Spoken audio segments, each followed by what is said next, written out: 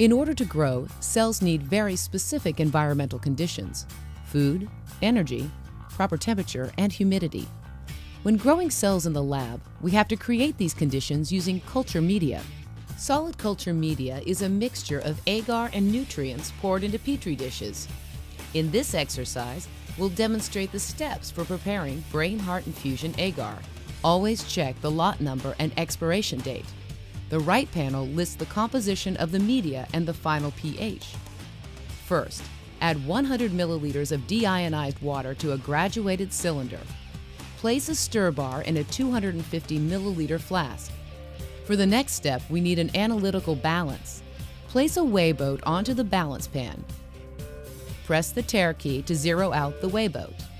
Use a lab scoop to add 5.2 grams of Brain Heart Infusion agar to the weigh boat. Now add the powder to the flask. Add about 75 milliliters of deionized water.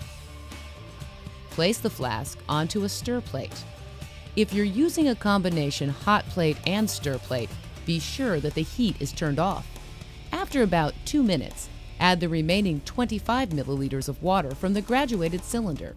Stir the solution until all of the visible clumps have been broken down. Cover the flask with aluminum foil. We're using foil cupcake wrappers because they're the perfect size. Place a piece of autoclave tape over the foil and label it with the media name. Next, use the autoclave to sterilize the media. The heat from the autoclave will also help the agar to properly dissolve in the water. Power on the autoclave and make sure the drain valve is closed. Add deionized water to the level indicator line. Place the flask of culture media into the basket. Insert the basket, close the lid, and turn the handle to create an airtight seal.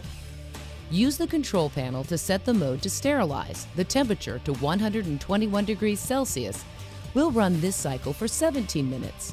While it's running, enter the date and time and the operation details in the log and initial.